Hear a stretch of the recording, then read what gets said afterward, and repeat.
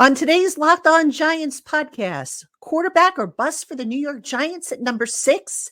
I make the case for and against. Plus, I have a very, very early 3-round mock draft for you.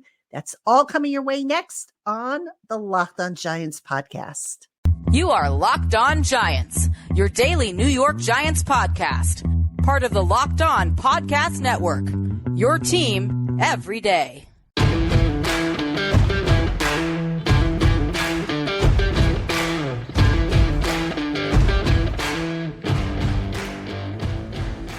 This episode of the Locked On Giants podcast is brought to you by PrizePicks, the easiest and most exciting way to play daily fantasy sports. Go to prizepicks.com/LockedOnNFL and use the promo code LockedOnNFL, that's in all lowercase letters, to get a first deposit match up to $100. Hello, New York Giant fans. Welcome to another edition of the Locked On Giants podcast, part of the Locked On podcast family, your team every day. I'm your host, Patricia Traina, P-Train, credentialed member of the New York Giants media for Locked On and, of course, for Giants Country over on the Fan Nation Network. And, of course, a special greeting and shout out to my everydayers. You guys know who you are. To my Blue Crew community members, you guys know who you are. Any newcomers who are watching us for the first time and everybody in between, you are all appreciated and loved by yours truly. Thank you for making us your first listen of the day, or if you watch on YouTube, your first watch of the day. And on today's Locked On Giants podcast, should the Giants just go into the draft with the mentality quarterback or bust? We're going to take a look at both sides of that argument and also some options that they have and how I think it might play out for them, this based on where things currently stand.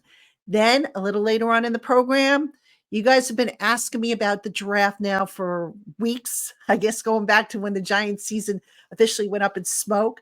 And I'm going to give it to you guys. You asked for a mock draft. I'm going to give you a very, very early 3-round mock draft that I did on Pro Football Focus's draft simulator, for which I got a decent enough grade. But I'll tell you about that a little later on in the program when we get to that. So that is our agenda. Let's get right into it. And we're going to start off with quarterback or bust for the Giants at number 6. Now, we know that General Manager Joe Schoen has said they have got to address the quarterback position. All right. They're going to potentially lose Tyrod Taylor in free agency. Daniel Jones is under contract, but they don't know for sure if he's going to be ready to go. I still say that depending on what they do in free agency, which starts obviously mid-March, I think it's March 13th, that's going to give us a big clue as to how far along Daniel Jones is in his rehab from a torn ACL. So that leaves the question, do they run it back with Daniel Jones once he's healthy? Or do they look to get out of that contract after this year, use the escape hatch, and then plug in a young player that they might get in the draft? Well, here's the thing, guys. I ran multiple mock draft simulators, and obviously, those are just for fun and whatnot. But also in doing research, I'm not so sure if the Giants stay at 6, they're going to get a quarterback. All right. And when I say that, I'm talking about the top 3, Caleb Williams, Drake May, and Jaden Daniels. Just about every mock draft simulator I ran had those quarterbacks off the board. So if you're not getting any one of those 3 at 6, if you're the Giants, you're staying put, and those are your top 3 guys, then obviously you don't take a quarterback at 6. You don't reach for one, because there will be quarterbacks later on in the class, like in the second round. So what do you do then? Do you trade up and say, you know what, the heck with it? This is it. I'm going to just, if you're Joe Schoen, you say, this is it. I'm going to go for it. I'm going to put all my chips on to the middle of the table and, make a trade, a blockbuster trade to get the guy that I want. Well, that's a tricky one. Schoen has shown that he's not afraid to trade. He'll trade up, he'll trade down accordingly. But to trade up past Washington and New England, 2 teams that need quarterbacks, that's a tough one, guys. And by the way, we don't even know if the Bears are going to want to trade out at the number 1 spot. They may not. They might decide that they want a quarterback and that they're going to move on from Justin Fields. So for the Giants to trade up to number 1, to get ahead of Washington and New England, who need a quarterback. Because look, I don't think Washington and New England would trade with the Giants if they thought for a moment that the Giants were, looking to get a quarterback. And quite honestly, that would be really the only reason to trade up, unless, the Giants are looking to get like a Marvin Harrison Jr., which, I guess they could sell if they wanted to really try and get ahead of one of the teams. But then again, like I said, Washington and New England both could use a quarterback. So I just don't see them moving. All right. So if the Giants were to look to trade up with the Chicago Bears, you're talking a package that's probably richer than the one that they had to give up and put together back in 2004 to move up to get Eli Manning in the trade with the then San Diego Chargers. The Chargers, of course, had picked Manning. The Giants traded for him, and they gave up a king's ransom. So remember, the Giants back then, if I'm not mistaken, they were drafting 4th overall. They're 2 spots lower this year. So you're talking a lot more. Now, could you say, all right, well, maybe the Giants throw in a player? Do they maybe throw in, say, for example, Saquon Barkley, assuming that, he's willing to do a tag and trade? It's a possibility. That would certainly cut down on the need, I think, to throw in extra draft assets. But, bottom line is how much the Giants get done in free agency with regards to filling their holes. And we know the holes to be right now, quarterback, obviously. They're probably going to need some more running back depth. Offensive line is a big one. Edge rusher is a big one. Another cornerback is probably, right up there. Defensive line depth, although I think defensive line, they'll probably look in the draft for that. So tight end might be another option, that the Giants want to add to. There's a lot of needs. The Giants can use help from side, back to back, the offensive backfield to the defensive backfield. So free agency is going to give us, I think, a little bit more clarity as to what the Giants might be looking to do. There's always going to be surprises. There always is every year. But it's certainly going to tell us, like if the Giants go out, for example, and they land a stud wide receiver in free agency, think like a T. Higgins, then you could probably scratch that off the list of, day 1, day 2 priorities that the team's going to need in the draft. So the bottom line, a quarterback at number 6 would be great if one falls to them. But what about a different position? Could they maybe look at, I don't know, receiver? Could they maybe look at offensive line? Well, we'll take a look at those scenarios right after this. Hey, Giant fans, passion, drive, and patience. What brings home the winning trophy is also what keeps your ride or die alive. eBay Motors has everything you need to maintain your vehicle and level it up to peak performance. From superchargers, roof racks, exhaust kits, LED headlights, and more. Whether you're into speed, power, or style, eBay Motors has got you covered. With over 122 million parts for your number one ride or die, you'll always find exactly what you're looking for.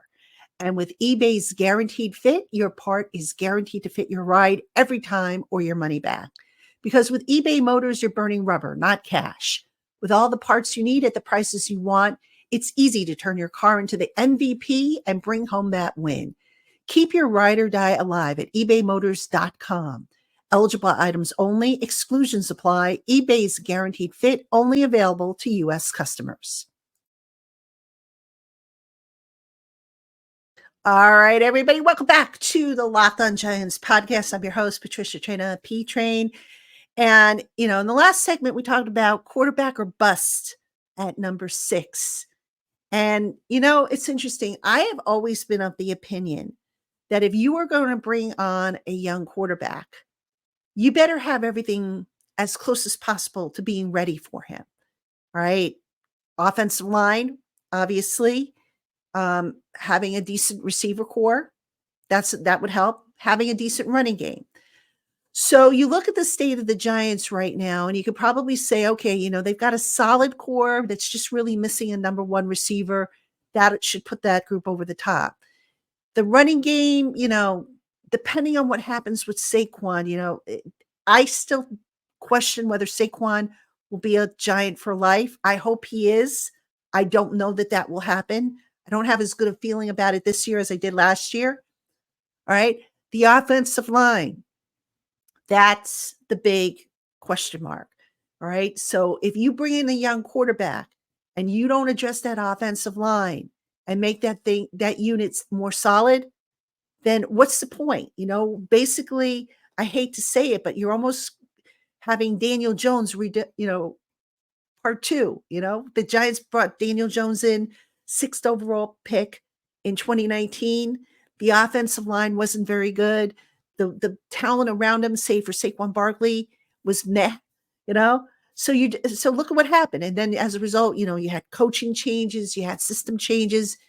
Do you really want to go down that path again with a young quarterback, or do you want to make sure that the roster is a little bit more stable in terms of, the offensive line, the receiving core, and so forth? I think it makes sense to make it more stable. So that being said, if the top 3 quarterbacks are off the board, and I say this, the top 3, Williams, May, and Daniels, if they're there, I think it's a no-brainer. If you're talking best available, at least as far as my board's concerned, you go with one of those 3. So if they're off the board, if there's no Marvin Harrison Jr. on the board, what do? You might want to look at offensive line. All right. Now, people are going to sit there and say, but Pat, they have poured so many resources into the offensive line. Why would you go and do it again? Folks, that argument needs to be retired. Okay. Yes, they have poured a lot of resources of late into the offensive line. Schmitz last year, Evan Neal the year prior, Joshua Zudu. But you know what? Can we sit here and say that those resources have produced? I mean, if we're sitting here and we're saying that the offensive line the last few years has been terrible, what does that tell you? Now, to me, I still say a lot of that is on coaching because, look, you're pouring all these resources in and people are saying, oh, keep pouring them in, pouring it in. That'll fix the offensive line. Yes, talent is important, but so's coaching. So hopefully they fix the coaching aspect of it. Now, that being said, the offensive line, as we know, still has question marks. We don't know who the guards are going to be. That's number one. We don't know what's going to happen with Evan Neal, right? The Giants have been saying, or Joe Shane has been saying that Evan Neal is still a tackle, that they still believe in him as a tackle. Evan Neal is coming off of an ankle injury for which he had surgery. He has not looked comfortable in the 2 years he's been here. So does it make sense to move Evan Neal from right tackle, maybe consider moving him over to the left side next to Andrew Thomas, plug in Evan Neal at guard? It's worth, considering. We talked about that. My everydayers will know this. We talked about this yesterday with Damian Parson of the Draft Network and also of Locked On NFL Draft. And Damian felt that, look, you put Evan Neal back on the left side where he was apparently more comfortable, and that muscle memory will kick in and maybe he performs a little bit better. But you're not going to move Andrew Thomas out of the lineup, obviously. So wouldn't left guard make the most sense for Evan Neal? That, of course, is all contingent on whether or not Evan Neal is healthy. All right. So that being said, if you're the Giants, and again, you don't get a quarterback, one of the top quarterbacks at number 6, the 2 good receivers are off the board. Does offensive line make more sense than edge rusher? I'd say it does. I think offensive line, again, you look at the depth, and I put a piece up on Giants Country in which I ran down the depth that the Giants have on the offensive line. And right now, folks, they have one solid offensive tackle, that being Andrew Thomas. Evan Neal, he's going to be on the roster regardless. But who do they have behind those guys? Nobody. And as I have said before, with Evan Neal, I would not necessarily, when he is healthy, say, okay, Evan, you're the starter. Give him some competition. I mean, Brian Daboll has said in the past that they don't care where you were drafted, what contract you signed. or how you got to the team. Everybody, the minute they walk in the door, everybody is equal. Everybody has to put the same amount of work in. Everybody has to compete for their practice reps and for their game reps. So to automatically say to Evan Neal, you're going to be our starter once you're healthy. And this, by the way, also applies to Daniel Jones, but that's another topic, obviously. To tell Evan Neal, you're automatically our starter, got to compete, because thus far, he's been too inconsistent. Now, it's possible that once he is cleared medically, he starts to show that he is good enough to play that position. The jury's still out as far as I'm concerned, and I think as far as a lot of you are concerned. But the Giants need to really think about fortifying that offensive line, regardless of who the quarterback is. And again, the addition of Carmen Brasillo, the new offensive line coach, hopefully will help. Hopefully, I say, because, again, we've seen what Brasillo has done with the Raiders offensive line and getting them up to snuff. Let's see if he can do the same thing with the Giants. But there's a lot of ifs right now and not a lot of definite statements that we can make. So right now, a lot of these hopes and expectations are just that. They're kind of built on a bubble, so to speak. And we got to hope that the bubble doesn't burst. And now all of a sudden we find out that, oh my gosh, Brasillo maybe wasn't the right guy. Or, oh my gosh, the Giants passed on an offensive tackle and Evan Neal comes back and has another bad year.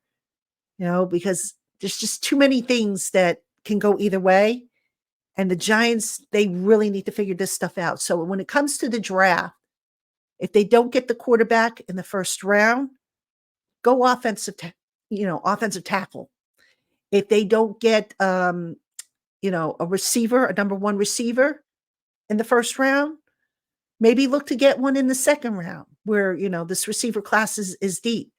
And what about quarterback? If you don't get a quarterback in the first round, maybe you can find one in the second round. It's a deep enough class. It's not ideal. But then again, just because you're taking a pick in the top 6 doesn't guarantee anything. I've said this time and time again. Yes, you have a better chance of hitting a home run the higher the pick, but you have just as much of a chance of that pick being no good. And those of you who want to see Daniel Jones out of here, he was a number 6 pick. Has he developed into the type of quarterback that everybody thought was worthy of being the 6th overall pick? Jury's still out there, right, folks? So, you can find talent, Pro Bowl talent in later, the day 2 of the draft and onward. It's rare, but it does happen. And if the Giants do their homework and they vet everybody properly, when they, go to these all-star games and the combine and the pro day workouts, you got to feel confident that, they'll get it. I mean, look, do we have any choice? If they don't get it, we're all in trouble. We're all in for another long, long season ahead. But I think they'll get it. I think they'll get it right. So, all right, folks, coming up next, you've been asking for it, and I have it for you. I have a 3-round, very, very early mock draft that I ran on Pro Football Focus's mock draft simulator. Who did I pick? Why? And how did I grade out? Stick around and I will tell you after this. Hey, Giant fans, the NFL playoffs are winding down, but there's still time to get in on the action with FanDuel, America's #1 sportsbook. Right now, new customers get $150 in bonus bets with any winning $5 moneyline bet. That's $150 if your team wins. So if you've been thinking about joining FanDuel, there's no better time to get in on the action than right now. The app is so easy to use. There's a wide range of betting options, including spreads, player props, over-unders, and much more. So visit FanDuel.com/lockedon today and score big this NFL postseason. FanDuel, official partner of the NFL. All right, everybody, welcome back to the Locked On Giants podcast. I'm your host, Patricia Traina, P-Train. And coming up on the Locked On Giants podcast, we, of course, will have a show tomorrow. Then, of course, the weekend, the championship weekend coming up. And then next week, Solomon Wilcox will join me and we'll talk Giants, we'll talk draft, We'll talk about all that good stuff. So that's coming next week. So I hope you will keep it here on the Locked On Giants podcast. Appreciate all of you for tuning in. All right. You guys asked me, Pat, when are you going to do a mock draft? We got to see your mock draft. When are you going to do a mock draft? Folks, I didn't do a full 7-round mock draft, but I did do a 3-round mock draft. A very, very early mock draft. Now, just a little bit of background about how I do my mock drafts. Obviously, I use one of the popular simulators, and I try to mix it up a little bit. So this time around, I use Pro Football Focuses. Next time, I might use the Draft Networks. The next time, I might use Realtek. I mix it up because everybody has the boards set up different ways. And when I make the picks, I try to marry need and value. So just because, a player's name pops up as the best available, I might say, okay, you know what? He might be the best available according to that board, but according to need and value, maybe he's not the pick to go with. So that being said, I did run the 3-round mock draft for the Giants, 4 picks overall, didn't do any trades in this one. Coming up, in a future mock draft, I will do some trades, but this one I kept it simple. My overall grade for the mock draft from Pro Football Focus was an A. So take that for what it's worth. I'll tell you who I picked, why, and what grade Pro Football Focus gave me. All right, let's kick it off. Round 1, I went with Notre Dame offensive tackle Joe Alt. The quarterbacks were off the board. The wide receiver was off the board. What did I say about getting the offensive line ready for a potential young quarterback? Fix the offensive line. Now, Joe Alt, I think, would be a great pick at that spot. He, of course, is a tackle. And that would necessarily mean, okay, if he comes in, what do you do with Evan Neal? Like I was saying before, move Evan Neal to left guard, put him back on the left side where he's more comfortable, and put him next to Andrew Thomas. And I think the two of them together on that left side can really be a powerhouse duo. So you have them on the left side. You put Joe Alt, at right tackle, and then you figure out what you're going to do at right guard, whether that be a veteran or maybe, I don't know, maybe it's Marcus McKethan, maybe it's Joshua Zudo gets moved over there. Maybe, like I said, they go with a free agent, whatever the case may be. And that offensive line, in my opinion, just got a lot better. So that's would be my number 1 pick, Joe Alt, Notre Dame, for which Pro Football Focus said, you get an A. All right. Now, in round 2, the first of my picks is wide receiver Adonai Mitchell, Texas. Giants need receiving firepower. Now, is Mitchell necessarily a number 1? I don't know that right now. Could he develop into one? Sure, he could. Could Jalen Hyatt develop into a number 1? It's possible. But the Giants definitely need some more firepower at receiver. Paris Campbell won't be back. Sterling Shepard's not going to be back. The Giants have a solid core, with Darius Slayton, Jalen Hyatt, and with Wan'Dale Robinson, right? Isaiah Hodgins is I believe, an RFA. I think he'll be back. He might not be. I mean, that kind of iffy on that one. But add another, deep threat type of guy. And I think, Adonai Mitchell of Texas might be a good fit in that spot. Now, with the second of the 2 second-round picks, I went quarterback. Got an A+ grade for this one, folks. And I picked Michael Penix Jr. out of Washington. Now, follow me on this logic here. Penix, as we all know, is a lefty. So that means his blind side now becomes the right tackle. So you're not going to move Andrew Thomas from left tackle to right tackle. If you go back to my pick of Joe Alt, now you've got reinforcements on both sides of the line, both tackle spots. So, people will say, well, look, they just paid Andrew Thomas all this money, because he's a premier left tackle. He's still got to block people. He still has to, shut down people. I don't see that changing. And nowadays, with how defenses flip flop, their edge rushers to left to right to get the best matchups. It's not like Andrew Thomas is going to stop seeing the best, that a team has. Maybe a rookie would, might see him more often, but Andrew Thomas is still going to get his share of challenges, and he still plays a very important position. So, the more I thought about it, Penix as a lefty, you wonder what kind of advantage he might give the team, in terms of what direction of the field he throws to the best.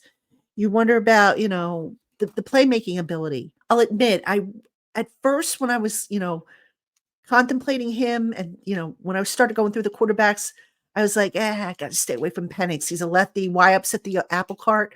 But I do believe if you fortify the right tackle spot, and again, given how defenses flip-flop their edge rushers, why not? Why hold it against Michael Penix if he's a lefty, best available at that spot? And it came down to him or Spencer Rattler. And I don't know. I didn't feel comfortable taking Spencer Rattler that early. I think Spencer Rattler maybe would a little later in the draft, like if the Giants were picking lower in the second round, early third round, I'd say maybe there, but I just couldn't go that route.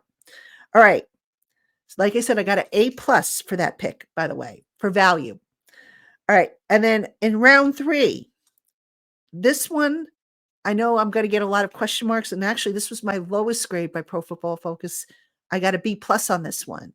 But I picked Sion Vakai, the running back safety from Utah. Sion is a guy who I think he's primarily a defensive player, also a special teamer. He's kind of a guy who does a lot of things and has done a lot of things for Utah. So when I see a guy like that at that round, it was just, I don't know, to me, it was like, yeah, why not? You're getting a guy who could do multiple roles. The value is just jumping off the charts at me. So I went with him. And also, look, the Giants are probably going to lose Xavier McKinney in free agency. And although I think Dane Belton is in line to replace him as the starter, Giants are still going to need to add to the safety role. And, oh, by the way, if Sion can give them a few snaps as a running back, if he can give them some snaps, I don't know, as a gunner or, in other areas of special teams, then why not? I'm all in favor of getting versatile chess pieces once you start getting to the third round and lower. And those guys can give you quality snaps, not necessarily as a starter, because as I've said many times, an NFL starter, technically they could play the very first play of the game to say that they started, and then you don't see them as much thereafter. So for me, it's all about versatility as you start to get into that late day 2, day 3 range of the draft. So again, overall, my grade was an A. Now, I'd be interested to hear what you guys think about it. I'm sure there's going to be people who say, oh, great draft. And there's going to be people who say, oh, that's a crappy draft. So I'm curious to hear what you guys have to say about it. So anyway, that is my very, very early 3-round mock draft.